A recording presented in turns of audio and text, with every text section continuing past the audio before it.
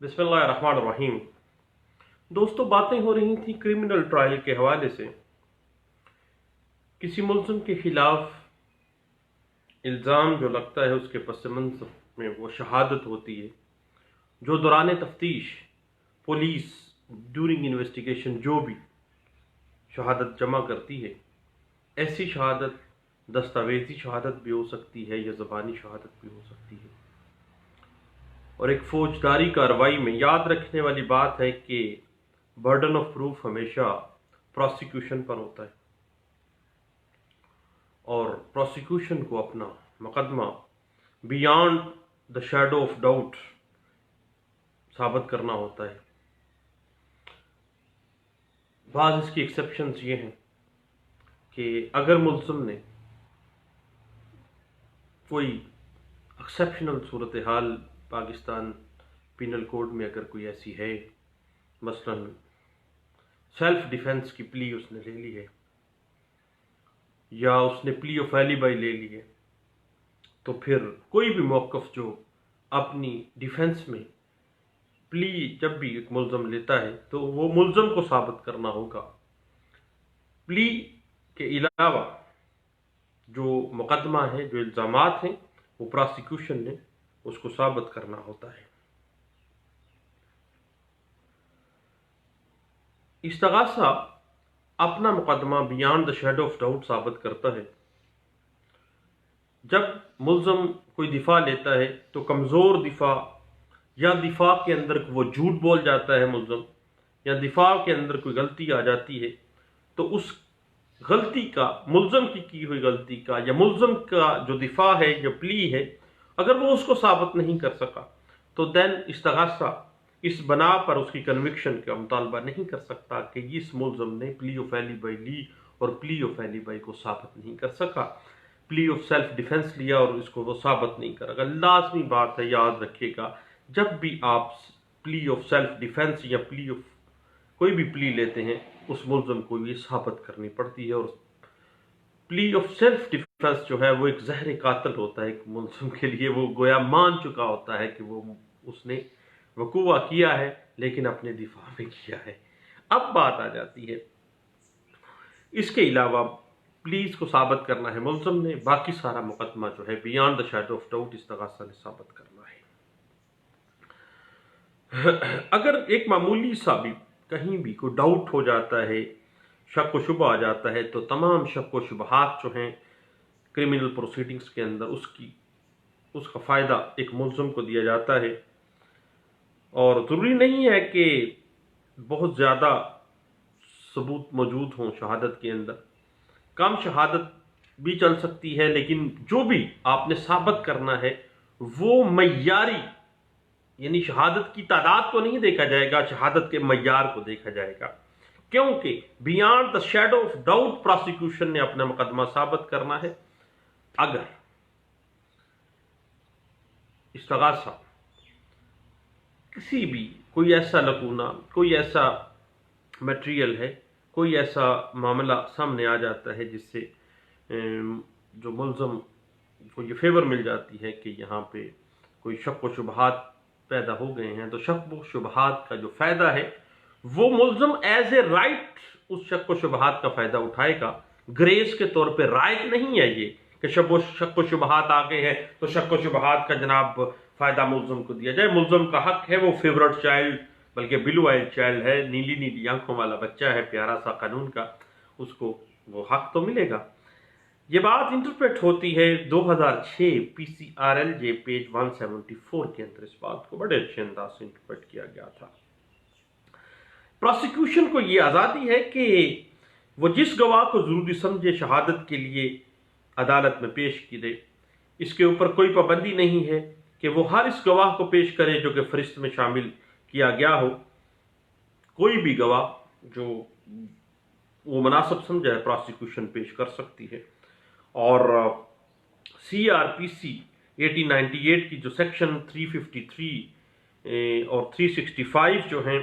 वो दौरान कार्रवाई जो प्रोसीडिंग्स हैं, क्रिमिनल प्रोसीडिंग्स के दौरान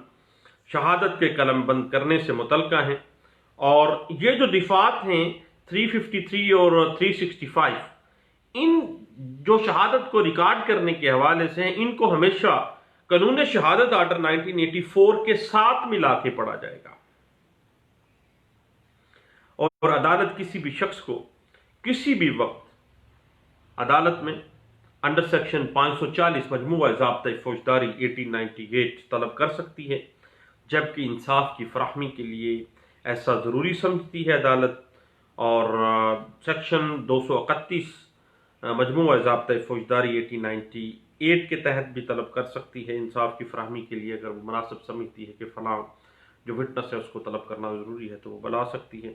اور کسی بھی شخص کو ان شہادت کے لیے کسی بھی وقت بلایا جا سکتا ہے۔ 540 CRPC اسی بات کو انٹرپریٹ کر رہا ہے، اور انصاف کی فراہمی کے لیے ایسا ضروری ہے، اور سیکشن 231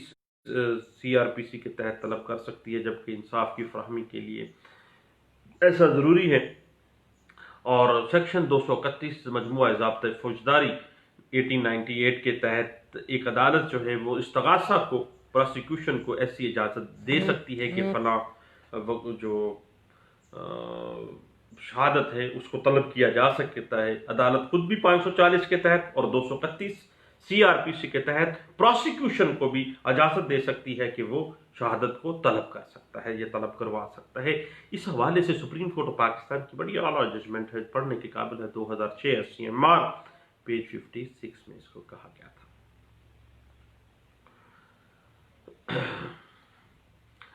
ایک سیٹلڈ پرنسپل ہے کہ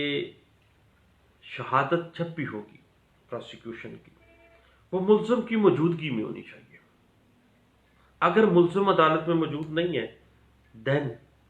قطعی صورت پروسیکیوشن کی شہادتیں نہیں چلیں گی۔ یہ بات 2000 YLR پیج 2330 کے اندر اس بات کو ڈسکس کیا گیا تھا، اور جہاں ملزم نہ تو ابسکانڈر تھا، نہ ہی اس کی حاضری معافی کی گئی تھی، اس کی عدم موجودگی میں جب شہادت کو قلم بند کرنے اور اسے جرا کے حق سے محروم کرنے سے قانون کی خلاف ورزی ہو جاتی ہے، تو عدالت کو ایسا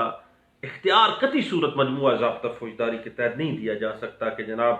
ملزم نہ تو مفرور ہے اور نہ ہی اس کی حاضری معافی کی گئی ہے، اس کی عدم موجودگی میں شہادت طلب کر رہا ہے گویا۔ یہ ساری پروسیڈنگز جو ہیں وہ قانون کی دھچیاں اڑانے کے برابر ہے۔ یہ بات انٹرپریٹ ہوئی تھی 2000 YLR پیج 2330 کے اندر۔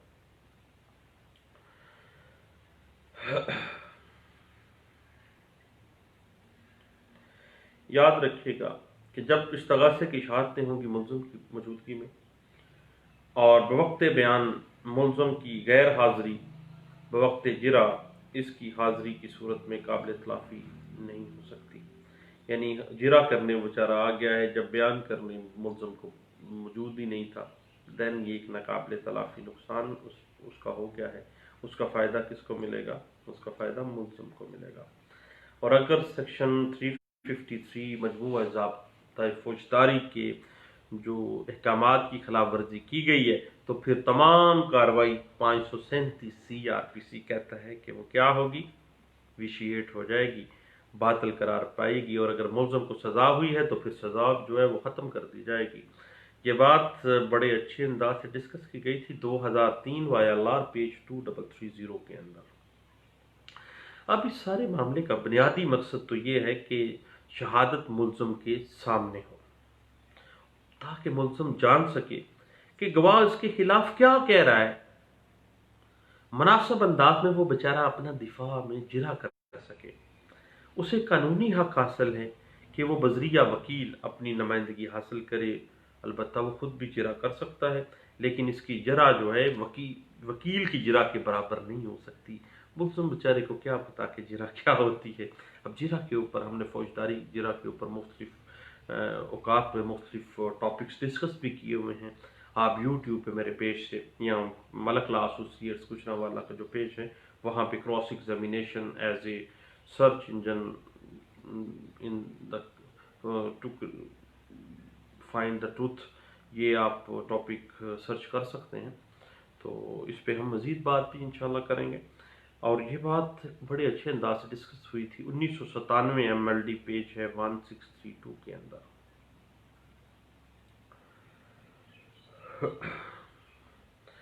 یاد رکھیے گا کہ اگر شہادت ملزم کی غیر موجودگی میں کی گئی ہے اور یا اس کے حق جرا کو کوئی نقصان پہنچایا گیا ہے ملزم کو، تو پھر اس معاملے کے اوپر اعلیٰ عدالتیں نظر ثانی کرتے ہوئے تمام کی تمام جو پروسیڈنگز ہیں ان کو ویشیٹ قرار دے سکتی ہیں، اور اس بنیاد کے اوپر اگر ملزم کے خلاف کسی قسم کی کوئی سزا متعین کی گئی ہے تو وہ سزا باطل ٹھہرائی جائے گی۔ یہ بات انٹرپریٹ ہوئی ہے 1994 SCMR پیج 2232 پیج ہے، اس میں یہ کہا گیا، اور جو ہائر کورٹس ہیں ان کی ذمہ داری ہے کہ وہ شہادت کو عدالتی زبان میں وہ جو ٹرائل کورٹس ہیں کریمنل ٹرائل کورٹس ان کو پابند کریں کہ ہمیشہ جو شہادت ہے اس کو عدالتی زبان میں قلم بند کیا جانا چاہیے، جو سب آرڈینیٹ ٹرائل کورٹس مجسٹریٹس کی اور کورٹ آف سیشنز ہیں، اور شہادت مسلسل بھی ہو سکتی ہے، اور عدالت کی اپنی مرضی ہے کہ اسے وہ کوشچن آنسر کی صورت میں لکھ سکے۔ اگر مجسٹریٹ انڈر سیکشن 56 مجموعہ ضابطۂ فوجداری کے احکامات پر عمل نہیں کرتا اور ان کے احکامات کی دھچیاں اڑاتے ہوئے جناب وہ شہادت قلم بند کر لیتا ہے، تو پھر اس بنیاد کے اوپر جو بھی کارروائی اس نے کی ہے اس مجسٹریٹ کی، چونکہ اس نے سیکشن 56 مجموعہ ضابطہ فوجداری کی خلاف ورزی کی ہے، تو وہ ساری کی ساری کارروائی جو ہے وہ باطل قرار دی جا سکتی ہے۔ یہ بات سیٹلڈ پرنسپل ہے، اور یاد رکھیے گا کہ جو پولیس آفیسرز جو ہیں یا پولیس کے جو ملازمین ہیں وہ قابل بھروسہ اور جو مناسب گواہان ہیں، جس طرح سے ایک عام آدمی گواہ ہوتا ہے اسی طرح ان کی گواہی جو ہے وہ بھی ریلائبل ہے، ایڈمیسیبل ہے باقاعدہ کریمنل پروسیڈنگز میں۔ یہ بات بڑے اچھے انداز سے انٹرپریٹ ہوتی ہے 2006 PCRLJ پیج 182 کے اندر اس بات کو انٹرپریٹ کیا گیا۔ اب ایک کریمنل پروسیڈنگز کے اندر چونکہ جو سرکاری گواہان ہیں پولیس ملازمین ہیں ان کی گواہی بالکل اس طرح ہی ہوگی جس طرح پرائیویٹ گواہان کی گواہی ہوتی ہے، اور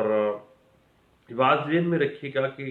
کوئی بے ضابطگی یا لاپرواہی ایسی ہے کہ جو کہ قانون کے مطابق درست نہیں ہے، یا اس کو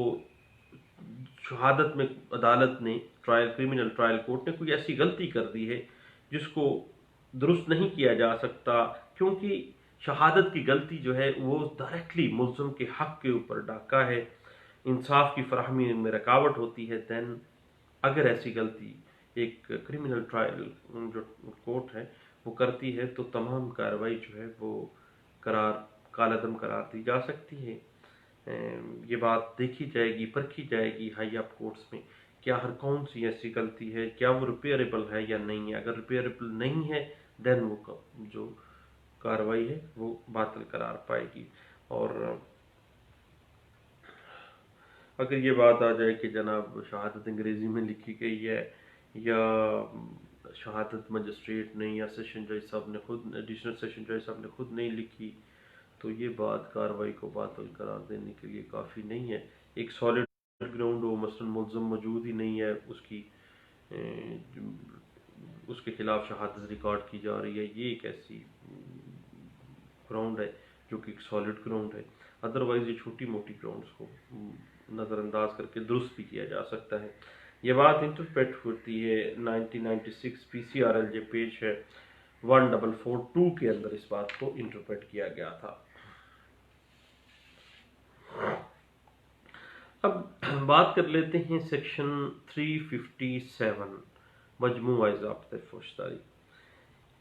یہ جو سیکشن 357 مجموعہ ضابطۂ فوجداری 1898 ہے، یہ کہتی ہے کہ ایک پروونشل گورنمنٹ کو حق حاصل ہے کہ وہ کسی خاص علاقے یا ضلع کی حد تک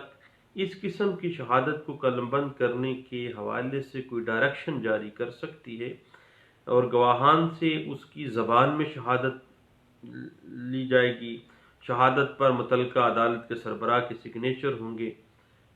اور عدالت کو صوبائی حکومت یہ بھی ہدایت جاری کر سکتی ہے کہ شہادت انگریزی زبان میں لی جائے یا عدالتی زبان میں لی جائے، خواہ ایسی زبان مادری زبان نہ بھی ہو، یعنی جو بھی لوکل لینگویج ہے۔ اور سیکشن 359 مجموعہ ضابطۂ فوجداری 1898 کے تحت ایسی شہادت گواہ کی زبان میں جس طرح کے وہ الفاظ بولے، مثلا وہ کہے منو، تجھے، تو وہ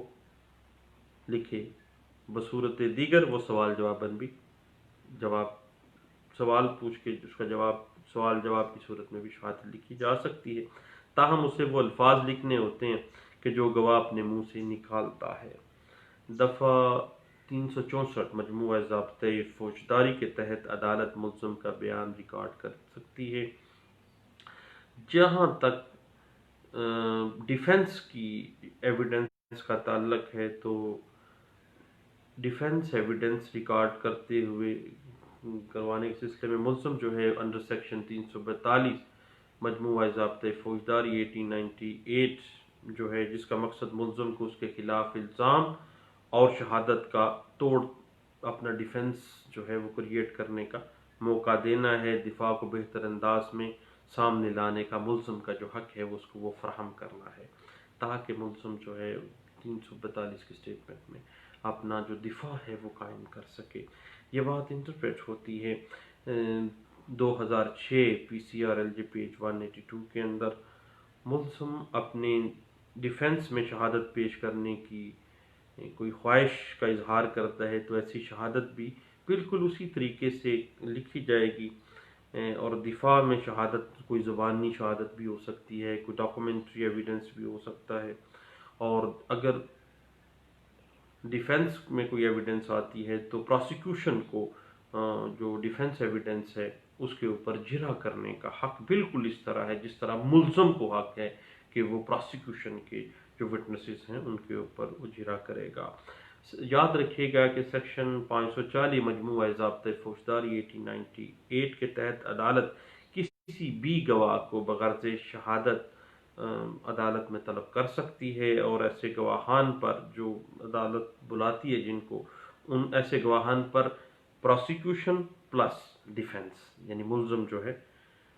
ان کو دونوں پارٹیز کو جرح کرنے کا حق حاصل ہوتا ہے۔ لیکن یاد رکھیے گا کہ جو بھی ملزم اپنی صفائی میں ڈیفنس ایویڈنس پیش کرتا ہے وٹنس زبانی یا ڈاکومنٹری ایویڈنس کی صورت میں، اس کو شہادت صفائی جو ہے اس کو یا مکمل طور پر مان لیا جائے گا یا مکمل طور پر رد کر دیا جائے گا۔ درمیان میں بین کام نہیں ہوگا کہ اس حد تک مان لیتے ہیں اس حد تک نہیں مانتا۔ جو بھی شہادت آنی ہے اس شہادت کو یا مکمل طور پر مانا جائے گا یا مکمل طور پر رد کیا جائے گا۔ یہ بات انٹرپریٹ ہوتی ہے دوستو 2006 وائی ایل آر پیج 209 کے اندر۔ اب بات آ جاتی ہے کریمنل پروسیڈنگز کی شہادتوں کے بعد جرح کے اوپر جو کراس ایگزامینیشن کرنی ہے۔ کریمنل ٹرائل پہ باتیں ہماری چلتی رہیں گی اور اس پہ ہم انشاءاللہ نیکسٹ ایک سیگمنٹ میں اس پہ ہم گپ شپ لگا لیں گے۔ بہت شکریہ دوستو، تھینک یو، اللہ حافظ۔